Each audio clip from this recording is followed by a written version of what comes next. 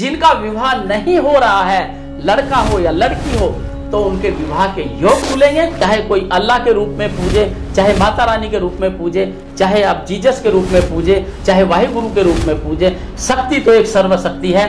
कहते हैं घर में एक गली का एक डोगी ला करके आप रख लीजिए, प्यार हमें उससे भी हो जाता है। इसी प्रकार से हमारी 9 की 9 माताओं का अलग अलग महत्व है, अलग अलग तरीके से पूजन किया जाता है। आज हमारे साथ हैं ज्योतिष आचार्य प्रणव शास्त्री जी। हम जानेंगे कि ये नवरात्रि जो पावन पर्व आ रहा है हमारा माता रानी का, ये किसके जीवन में खास उद्देश्य लेके आ रहा है, या किन के लिए अच्छा रहेगा, किन के लिए सामान्य रहेगा, या किन के लिए ज़्यादा खुशहाली लाएगा। तो आइए जानते हैं पंडित जी से। तो पंडित जी, नवरात्रि जो है ऐसा माना जाता है कि पावन पर्व होते हैं ज़्यादा, हमारे जितने भी त्यौहार हैं सबसे ज़्यादा हमारे नवरात्रि पावन होते हैं। कि माता रानी किस पर सवार आ रही हैं इस बार? बिल्कुल, इस बार के जो नवरात्र है, सबसे पहले तो मैं प्रणव कुमार शास्त्री बहुत बहुत नवरात्रों की हार्दिक शुभकामनाएं आप सभी को। इस बार जो माता रानी के नवरात्र आ रहे हैं बहुत ही अच्छे नवरात्र हैं। इस बार के नवरात्रों में बहुत ही उत्तम योग होने वाला है। सबसे पहली बात तो इस बार नवरात्रों में जो माँ सवार होकर आ रही है वो सिंह पर सवार होकर आ रही है। सिंह पर सवार होकर माता रानी का आने का महत्व होता है कि देश में से या प्रत्येक मनुष्य से क्रूरता और जो हमारे दुश्मन हैं वो सब शांत हो जाएंगे और बहुत अच्छा फल प्राप्त होगा। जीवन में उन्नति मिलेगी, लाभ मिलेगा और यश कीर्ति प्राप्त होगी। इस बार माता रानी का संपूर्ण आशीर्वाद आपको मिलने वाला है। बस आप विधि विधान से पूजा करें और नित्य जाप करें। नित्य पूजा पाठ करने से आपको संपूर्ण लाभ प्राप्त जरूर होगा। पंडित जी, हमारा दूसरा सवाल ये है कि माता रानी को हम किस तरह से खुश कर सकते हैं ताकि हमारे जीवन में खुशहाली आती रहे और हमारा जीवन और अच्छा हो जाए।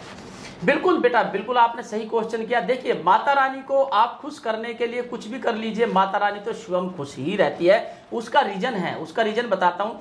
माँ जननी माँ और एक जगत जननी माँ, 2 माँ होती है। एक जननी माँ कौन होती है? जिसने हमें जन्म दिया। एक जगत जननी, जो जगत जननी होती है वो एक ऐसी माँ होती है जो पूरी सृष्टि को, पूरे संसार को चलाती है।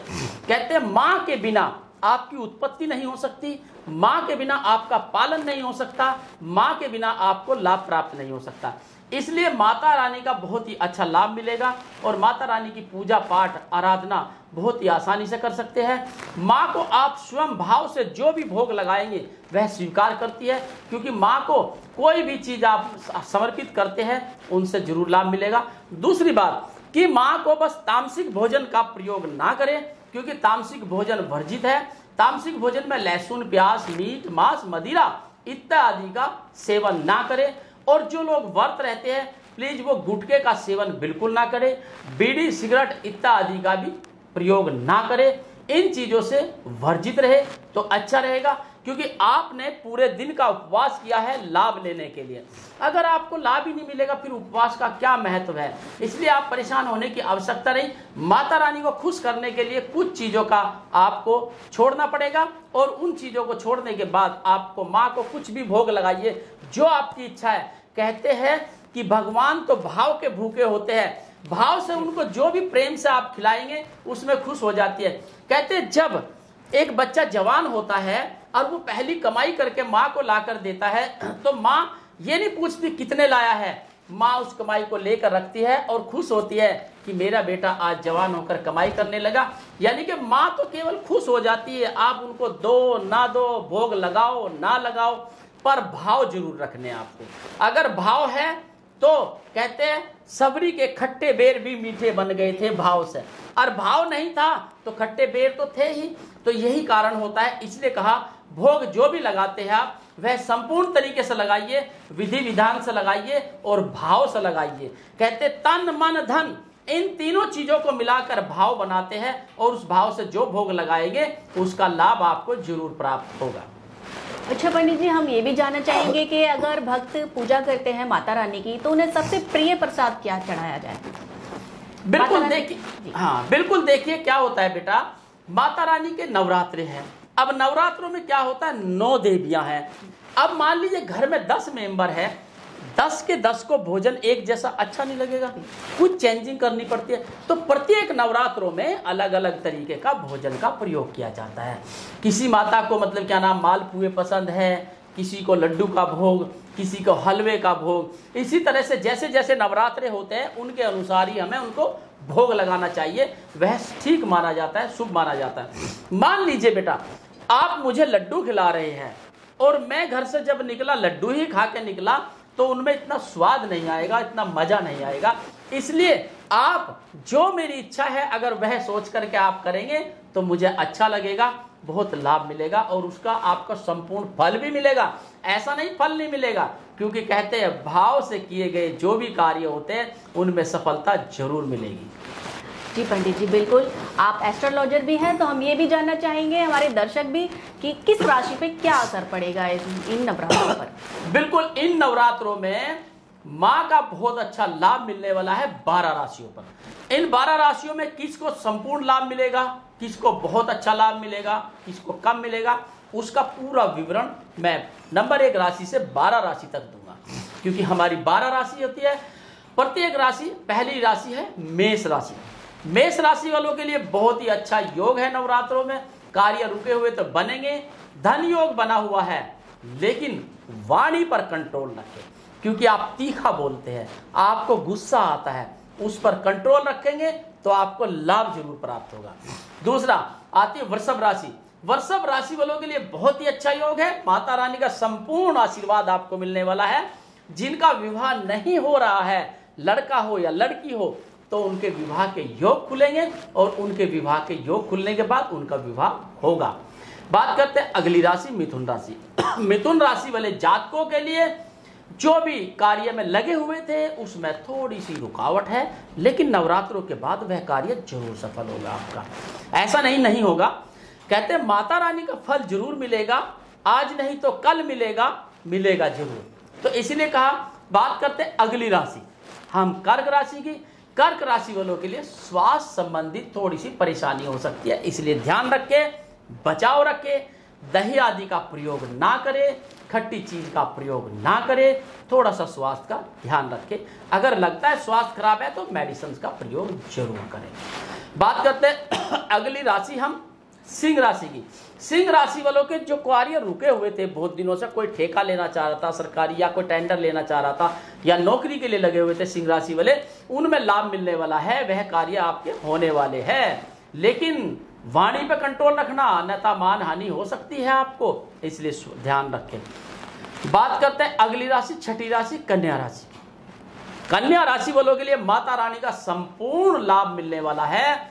आपको गाड़ी, घर, मकान आदि के योग बने हैं, धन लाभ होगा आपको। इसलिए कन्या राशि वाले बिंदास होइए, माता रानी की पूजा कीजिए, सब सपने पूरे होने वाले हैं आपके। और बात करते हैं अगली राशि तुला राशि की। तुला राशि के जातकों के लिए जिनको संतान की संबंधित ही परेशानी थी, जो विवाहित बच्चे हैं, संतान नहीं हो रही, संतान में देरी हो रही है, तो उनके लिए बहुत अच्छा योग बना है। माता रानी का आशीर्वाद संपूर्ण मिलेगा आपको, हर हाल में मिलेगा, बस पूजन और विधि विधान से करें। बात करते हैं अगली राशि वृश्चिक राशि की।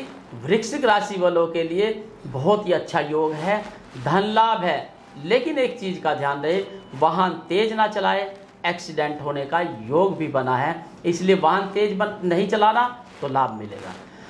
बात करते हैं अगली राशि हम धनु राशि की। धनु राशि वालों को बहुत उत्तम लाभ होने वाला है, लेकिन फिर भी शत्रुओं से सावधान रहना है, कोई हानि हो सकती है, इसलिए बचाव करें तो आपको उन्नति लाभ मिलेगा। अगली राशि मकर राशि। मकर राशि के जातकों के लिए विशेष ध्यान रहे, अगर घर में सास नंद है तो तनाव होने का योग बना है, बचाव रखे, वाणी पर कंट्रोल रखे। अगर एक बोल रहा है तो चुप हो जाइए, आप शांत रहे तो घर में कलेश होने की संभावना कम हो जाएगी, अन्यथा ज्यादा हो सकता है, इसलिए बचाव करें। दूसरी बात, अगली राशि है हमारी कुंभ राशि।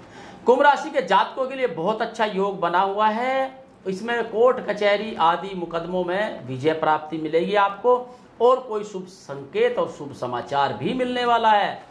अगली राशि लास्ट राशि है हमारी मीन राशि। मीन राशि के जातकों के लिए विशेष तरीके से ध्यान रहे, जो बच्चे बाहर जाने की तैयारी कर रहे थे, फॉरेन विदेश जाने में लगे हुए थे, कार्य नहीं हो रहे थे, इस बार माता रानी के आशीर्वाद से उनको सफलता मिलेगी। बस मन को स्थिर रखें, क्योंकि आपका मन चलाईमान है, स्थिर नहीं रहता, इसलिए थोड़ा सा विशेष ध्यान रखें, तो लाभ मिलेगा। मैंने जो बताया 12 राशि के बारे में, इन 12 राशि के बारे में जो संकेत दिए उन पर विचार करें और माता रानी का आशीर्वाद जरूर प्राप्त करें।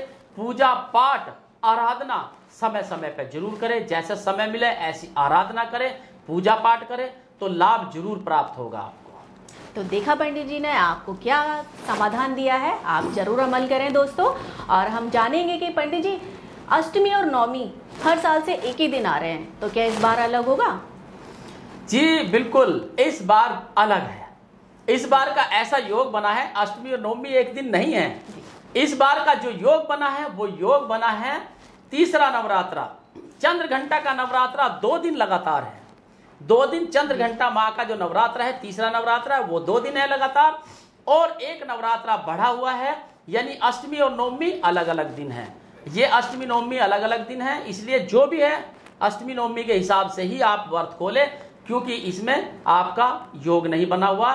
केवल तीसरे नवरात्रे 2 है, उनमें पूजा पाठ करें, विधि विधान से करें, आपको लाभ प्राप्त जरूर होगा।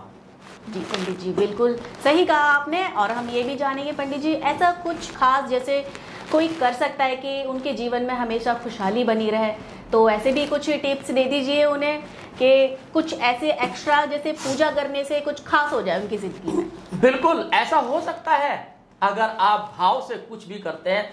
मैं आज आपको एक विशेष टिप देने जा रहा हूं, आप विशेष टिप करें नवरात्रों में। इन नवरात्रों में एक विशेष योग बना है, अगर आप एक सफेद पेपर पे हरे रंग के पेन से लिखे कि मेरा माता रानी यह कार्य सफल हो जाए। देखिए मैं ये नहीं कहूंगा कि आप ये लिख लीजिए कल 20 लाख रुपए आ जाएंगे आपको, ऐसा नहीं, वो नहीं बोल रहा हूं, लेकिन अपनी विश जरूर लिखे कि हे माता रानी मेरे ये कार्य सफल हो जाए और इन कार्यों से मुझे लाभ मिले। ऐसी कामना करते हुए एक पेपर पर लिखकर जब प्रथम नवरात्रे में माता रानी के चरणों में रखे उसके, और फिर 9 नवरात्रे होने के बाद उसको उठा करके अपने पर्स में रख ले या अपनी अलमारी में रखे, तो आपकी विश जरूर पूरी होगी। करके देखे। लेकिन जब आप पेपर पर लिख रहे हैं हरे रंग से, उसके साथ क्या क्या रखना है, ये विशेष चीज है। 5 हरी इलायची रखनी है, 5 लौंग रखनी है आपको, 5 छोटे छोटे दालचीनी के टुकड़े रखने हैं, और 5 छोटे छोटे आपको तेज पत्ता के टुकड़े रखने हैं, और 5 के सिक्के रखने, एक एक के 5 सिक्के रखने हैं, और 5 हल्दी की गांठ रखनी है। ये सब उस पेपर में फोल्ड करके माता रानी के सामने अर्पित करें, तो जो मनोकामना आप मांगेंगे, देखिए मनोकामना का कारण है, ऐसा नहीं कि आप कहे है तो कुछ नहीं कि मैं ये बन जाऊं, नहीं, जो भी हो कि भगवान मेरी ये इच्छा पूरी करे। छोटी जो इच्छा होती है, कहते शुरुआत पहले पायदान से होती है, उसके बाद बड़ा पायदान मिलता है। कुछ लोग कहते हैं हमने 20 मांगी कि आज मुझे 1 करोड़ रुपए मिल जाए, तो ऐसा नहीं होगा। आप कहिए कि भगवान मेरे रोजी रोटी में बरकत मिले, मुझे लाभ मिले, और मैं धीरे धीरे 1000 करके भी जोड़ूं तो लाख जुड़ेंगे, लाख करके जोड़ूंगा तो करोड़ जुड़ेंगे, तो यानी कि करोड़ों की विश पूरी होगी ना आपकी। लेकिन धीरे धीरे धीरे, कहते हैं जब हम एक हवाई जहाज में बैठते हैं, पहले वो भी जमीन पर दौड़ता है, उसके बाद कहीं आकाश में उड़ता है। इसी प्रकार से हमें भगवान से प्रार्थना भी ऐसी करनी चाहिए कि हमारे धीरे धीरे सभी कार्य सफल हो, तो जरूर सफलता मिलेगी। और जो टिप्स मैंने दी है, ये अजमाइश करके देखना, आपको जरूर लाभ मिलेगा। एक बार जरूर करके देखें। जी पंडित जी बिल्कुल, हमारे दर्शक बिल्कुल याद रखेंगे आपके सुझावों को, और बिल्कुल वो अपने जीवन में या इस नवरात्रि में भी या अगले साल आएंगे नवरात्रि में भी बिल्कुल अपनाएंगे। और हम इसी के साथ और एक सवाल जानना चाहेंगे पंडित जी, कुछ ऐसे खास जिनके जीवन में बहुत ही कठिनाइयाँ चल रही हैं, जिस चीज़ को लेकर वो नवरात्रे नहीं पूछते या किसी भी चीज़ को नहीं पूछते, उन्हें भी पूछना चाहिए? बिल्कुल, देखिए क्या होता है, पूजा पाठ जो होती है भाव से होती है। अगर आपके भाव अच्छे हैं तो पूजा करेंगे तो आपको जरूर रिजल्ट मिलेगा, और भाव नहीं अच्छे हैं तो उनको हम क्या कह सकते हैं। कहते हैं कि जो सद्बुद्धि इंसान को होती है, सद्बुद्धि वाले इंसान होते हैं तो वो तो माता रानी को पूजते हैं, जो नहीं पूजते वो उनकी सोच के ऊपर डिपेंड है। हम किसी की आस्था को भावना नहीं पहुंचाते, किसी को ठेस नहीं पहुंचाते।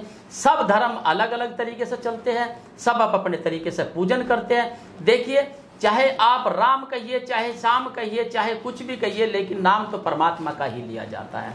ऐसा नहीं कहीं नहीं लिया जाता। और सर्वशक्ति एक ईश्वर शक्ति है जो सब पूजते हैं, उसे सारे धर्म पूजते हैं। जो सर्वशक्ति ईश्वर होती है उसे चाहे कोई अल्लाह के रूप में पूजे, चाहे माता रानी के रूप में पूजे, चाहे आप जीसस के रूप में पूजे, चाहे वाहिगुरु के रूप में पूजे, शक्ति तो एक सर्वशक्ति है।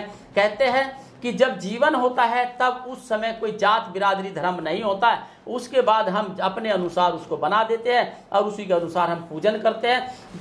जिसमें भी आपकी भाव जुड़ जाते हैं वही प्यार हो जाता है। कहते हैं घर में एक गली का एक डोगी ला करके आप रख लीजिए, प्यार हमें उससे भी हो जाता है, तो वो भी हमें अच्छा लगने लग जाता है। तो इसीलिए कहा गया है जब हम पूजन करते हैं तो हमारे लिए एक तोता भी बहुत महत्व रखता है। हमने एक घर में तोता पाला तो उसका भी एक महत्व है, एक कबूतर पाला, बिल्ली पाली, एक कुत्ता पाला, उनका भी एक महत्व है। तो पूजा पाठ करना, भगवान की शरण में जाना, ये बहुत ही उत्तम कार्य है। इसलिए पूजा पाठ भावनाओं से जुड़े रहना चाहिए। इससे हमें क्या मिलता है? शक्ति मिलती है, बल मिलता है, यश मिलती है, कीर्ति मिलता है। तो इसलिए हमें इन चीज़ों का ध्यान रखना चाहिए।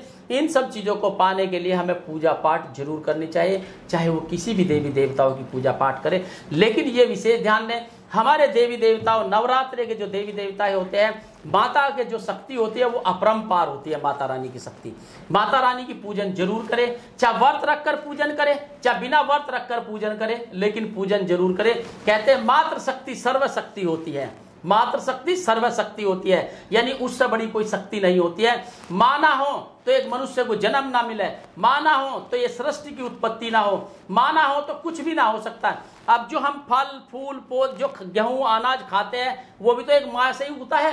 अगर जमीन ना हो, जमीन को माँ का रूप क्यों कहा गया? क्योंकि वो हमें भोजन देती है, हमें खाने को देती है। इसीलिए जिस माँ ने हमें उत्पत्ति दी है वो भी माँ हमारे लिए एक पूजनीय होती है। इसलिए दोनों माँ की पूजा जरूर करनी चाहिए।